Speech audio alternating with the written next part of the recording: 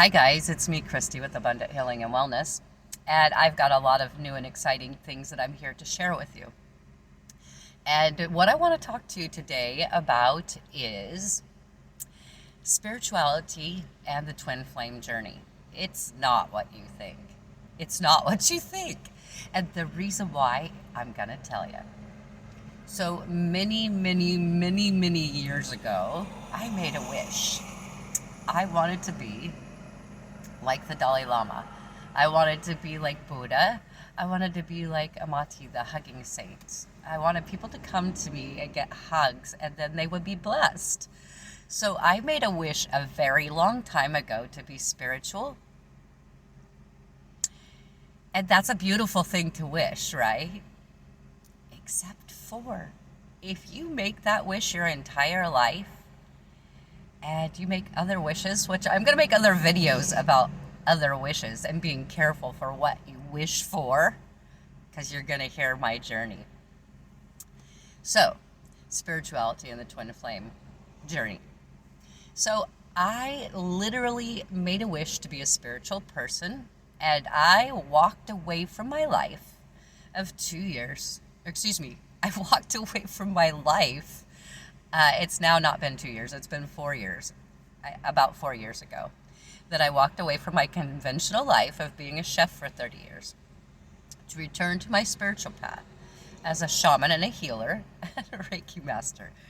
And then obviously this great awakening was happening, yeah? Some of us knew it, sort of. Some of us didn't know it at all.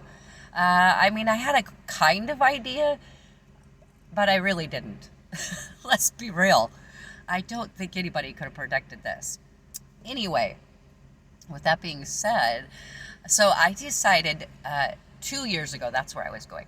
I decided 2 years ago that I was going to go on a mountain and I was going to be a monk for a time to heal myself from trauma, okay?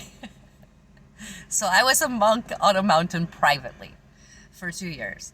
I developed my own monk mode. I did meditation, yoga, qigong. You guys all know. You saw me doing videos. I developed my own nutritional plan. I developed a lot of things. Anyway, so my purpose was to become well. I wanted my spiritual path to be like a monk and just to become well, right? And have peace in my life. Well, unbeknownst to me, because I wish for my spiritual path, I ended up in a twin flame journey. Yeah. What? I know, twin flame journey. Everybody thinks love. Yeah, it is love. The most ultimate love. Beyond your human conditioned conceptual process in your mind. Conceptualization. Yeah, okay, so I met my twin flame actually when I was 12, 13, in junior high. And I always thought he was cute and he never paid any attention to me, none at all. Anyway, eight months ago, what month are we in? No, this is September. So in late January of 2021, we reconnected after high school. Like, we never saw each other after high school, and we reconnected in late January after 30 plus years, and it was instantaneous. It was like we were going to hang out and be friends, and then the next thing I knew, within like 4 weeks, I had a wedding ring and we were planning a life, and it was bliss, and everything was perfect until it wasn't. And then there was a lot of confusion, there was a lot of deception, there was a lot of secrets, a lot of resistance, denying of feelings, ego. Oh gosh, the list goes on. Anyway, so we are together for a mere 5 weeks. 5 weeks. That's what's so insane about this twin flame journey. 5 weeks. And then probably the last 3 weeks of that 5 weeks, it was like struggle, conflict, everything out of my mouth. And I'm going to guess that the other party feels the same way, right? Because we're mirroring each other. That's what your twin flame does, is it's your mirror. So for probably the last 3 weeks of the relationship, every time I opened my mouth, I felt conflict. Like there was resistance, and he was angry with me, and then we would debate and argue. And again, I'm going to say he probably felt the same way, because we weren't on the same page. I'd been meditating on a mountain for 2 years, and he did his own version of that to whatever degree that is. I'll leave it at that. Anyway, so we end up separating. I'm not going to go into all the details of that. We end up separating, and I am devastated. Like, I am so confused. I am so devastated. How did I literally not ask for this person to appear in my life? How did I have a person appear in my life that stole my heart? Well, I gave it to him. That stole my heart, swept me off my feet, gave me a jade wedding ring, just like I had asked. I don't like diamonds. Anyway, everything was perfect. How could this just crumble? There were outside influences. There were other people influencing the other party. Possible interference with third party. I don't know. I don't care at this point. Anyway, so it's now been 8 months since the beginning of all of that. And we have been apart now for, wow, 8 months. We've been apart now for 7.5 months. And I am just now finally releasing this connection. It was so toxic. I tell you what, this person made me feel so bad about myself. Like, I couldn't believe I had come down from the mountain feeling so good and sunshining, and then in this short period of time, I literally had a piece of my soul just ripped out of me, okay? And I kept persevering, but I was longing for my soulmate. My heart hurt so bad, and I couldn't understand what the purpose of this connection could have been. And then I did start to realize, because I study a lot, that it was a spiritual awakening. It was, this person appeared in my life to give me the lessons that I needed. So I fell hard so I could get the lessons that I needed, because I obviously hadn't learned them previously. And I'm gonna guess, to me, I think the twin flame journey might be a lot like, well, I suppose it depends upon your individual contract, right?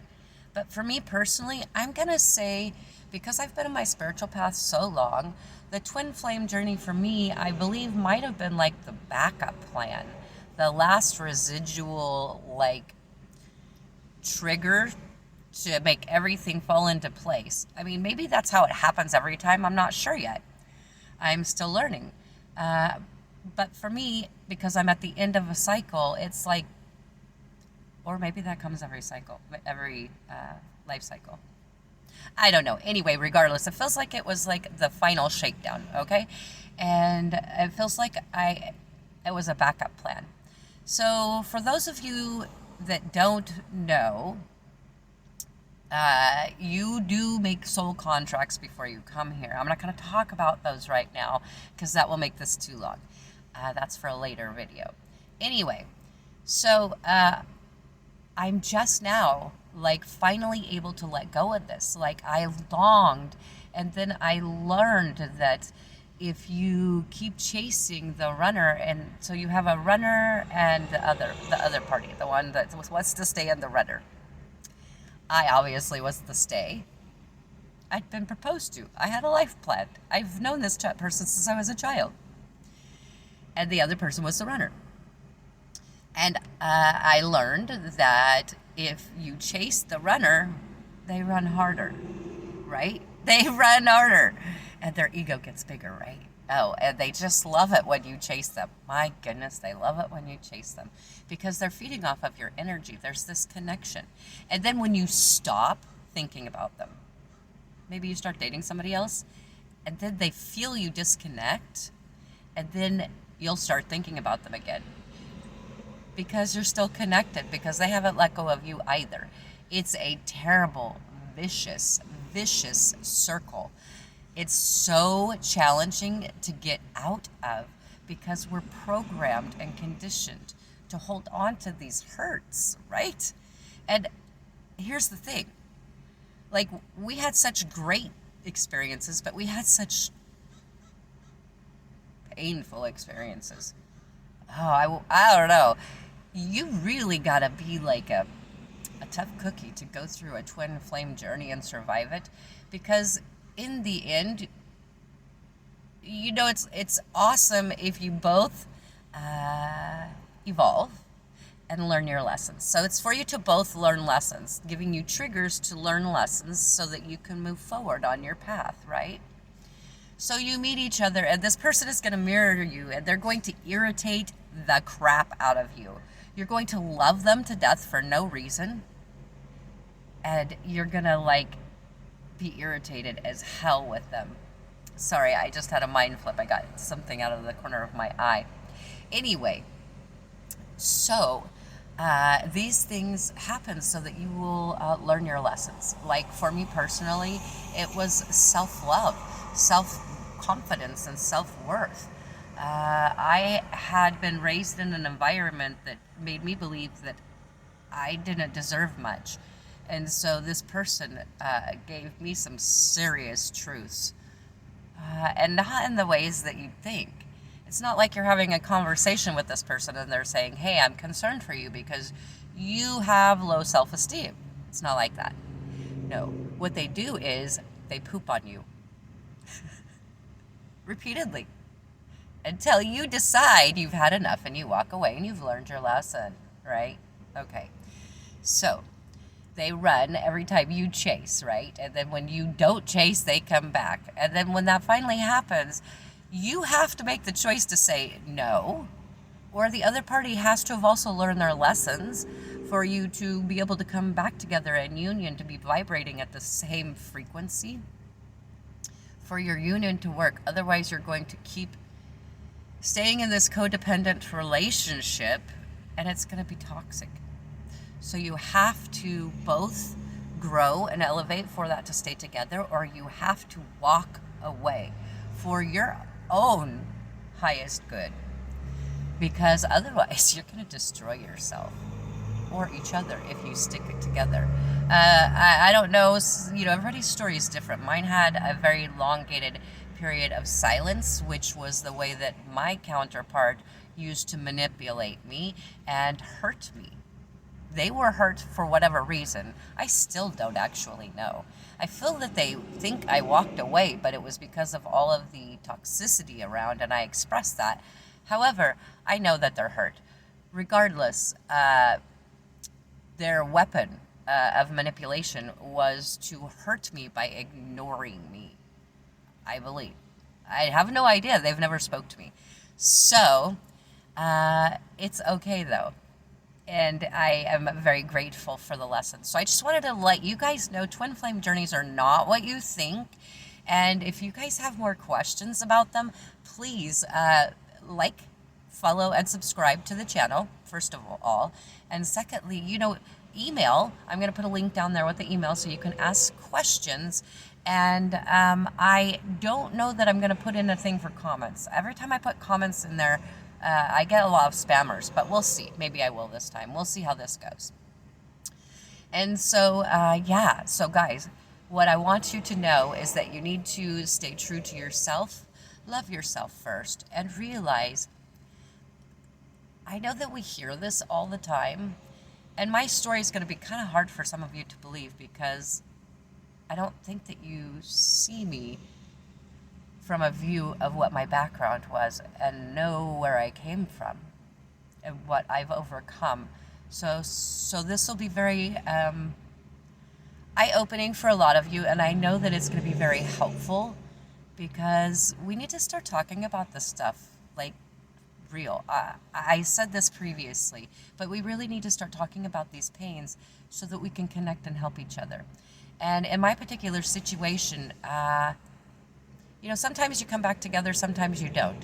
At where I am right now, I have not reconnected with my twin flame. And until that person is able to give me the equal vibrational frequency, I am absolutely not interested. In matter of fact, I'm looking for new because I don't feel this person is for my highest good. They wouldn't have left me in pain for 8 months knowing they were torturing me. That's just plain narcissism. And there was a lot of that going on too. So, anyway, I just wanted you guys to know the twin flame journey ain't what you think it is. So I'm sending you love and light from Christy and Abundant Healing and Wellness. As it is above, is below. And know that you are valued. You are loved. Don't let anybody take your shine. And no matter what happens to you, no matter what you're going through, you can do it. You can push through. Believe me, you can. Because once you start hearing my story, you're going to be like, holy crap. Yeah, you got this. I believe in you, babe. All right. Much love. I'll see you guys soon. Bye-bye.